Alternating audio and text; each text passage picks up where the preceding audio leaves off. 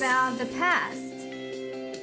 At the end of this lesson, you will be able to firstly identify sources of information from the past, and secondly, discuss the influence of Arab traders in the Indian Ocean.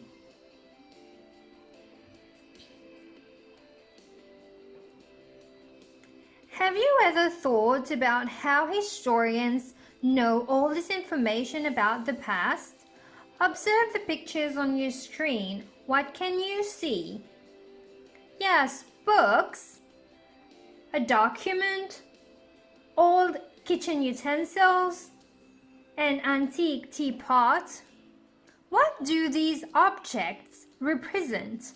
Well, they are vast sources of information from the past. Each object has a history, right? Like the t-shirt you're wearing. Who gave this to you? On which occasion? How do you feel about it? Well, there is a lot of information here.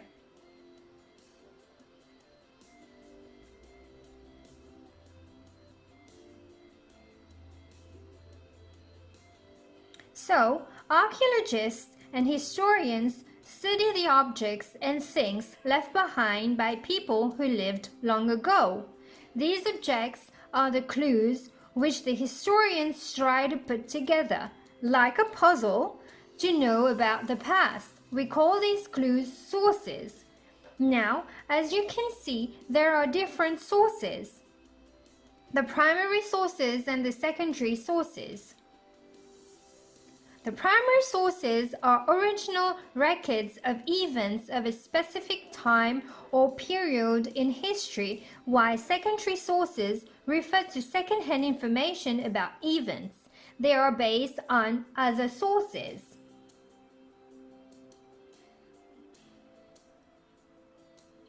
Let's do this activity together. Write primary or secondary next to each of the sources provided below. A report in 2005 on the excavation at Marosonge about the dodo. B, the book History of Mauritius by Vijayalakshmi Tilak, published in 2010. C, a letter written in 1740 by Governor La Bourdonnais. E, a 19th century photograph of the area where your school is located.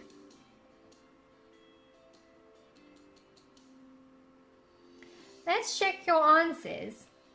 A is primary, B is secondary, C is primary, and D is primary as well. Good job!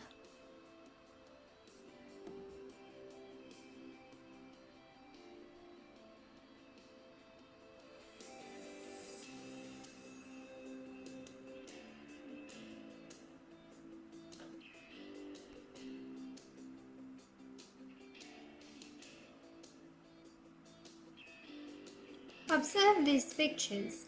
You can see archaeologists at work. They are using different tools.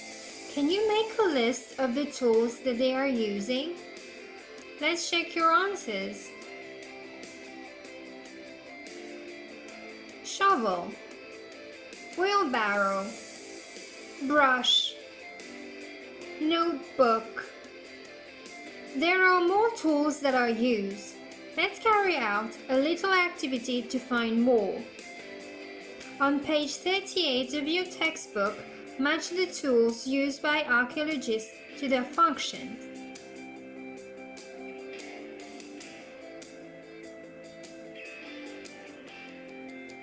Now, using your textbook, answer the following questions.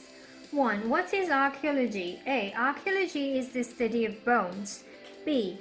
Archaeology is the study of the past by digging up or excavating and looking for the remains and objects left by people who lived long ago. C. Archaeology is the study of people. Who is an archaeologist? A. An archaeologist is a person who studies human behavior. B. An archaeologist is a person who studies changing structure in human population. C. An archaeologist is a person who studies artifacts to know and understand how people lived in the past. 3. Where are the objects found by archaeologists usually preserved and kept? A. At their place. B. In museums. C. In a warehouse. Let's check your answers. Question 1. Answer is B. Archaeology is the study of the past by digging up or by excavating and looking for the remains and objects left by people who lived long ago. 2 is C. An archaeologist is a person who studies artifacts to know and understand how people lived in the past. And 3 is B. In museums. Good job! Do you remember? In our previous lesson, we learned about the countries bordering the Indian Ocean. One of these countries is Arabia. So let's observe the map on your screen, which you can also find in your textbook on page 39. Can you see the sea route navigated by the Arab traders in the Indian Ocean? Interesting, isn't it? Well, Arabia was one of the countries that was connected by the trade route in the Indian Ocean, and Arab traders sailed in their boats, known as dhows, from the ports in Arabia to reach the west coast of India. They also traded with people from the east coast of Africa, where they built settlement, and went as far as Madagascar and the Comoro Islands, visiting the Seychelles and the Mascarene Islands. Let's recall. Do you remember how the Arabs named Mauritius, Rodrigues, and Réunion respectively? Yeah, you're right. Dina Arabi for Mauritius, Dina Mozare for Rodrigues, and Dina Morgabim for Réunion Island. How did the Arabs know their way around the Indian Ocean? What guided them? Have you ever thought? Well, the Arabs developed their knowledge of the monsoon winds and their ability to read the stars to sail across the Arabian Sea in the Indian Ocean.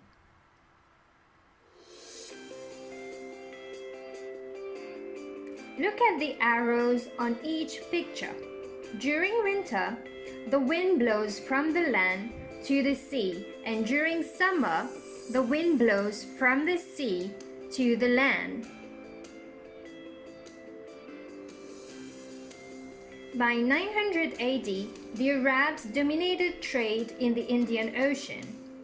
They brought goods from India and Africa to Alexandria to sell to the Europeans. They were controlling the routes to India and China through the Moluccan Islands. In this way, the Arabs were able to control the trade of silk, spices, and other luxurious goods.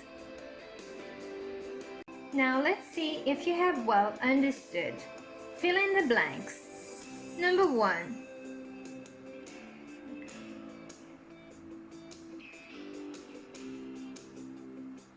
Arab traders sailed in boats known as. Number 2. The Arab traders built settlements on the. Number 3. The Arabs named our island. Number 4. In summer, the monsoon wind blows from the to the. Number 5. In winter, the monsoon wind blows from the to the. Now let's check your answers. Arab traders sailed in boats known as dhows. The Arab traders built settlements on the east coast of Africa. The Arabs named our island Dina Arabi for Mauritius and Dina Mazare for Rodrigues. In summer, the monsoon wind blows from the sea to the land. In winter, the monsoon wind blows from the land to the sea. Good job!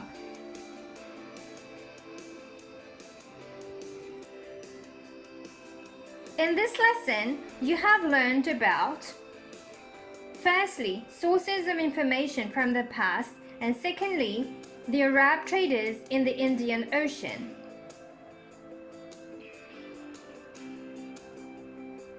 So, that's all for today. Hope to see you soon. Till then, it's goodbye from me.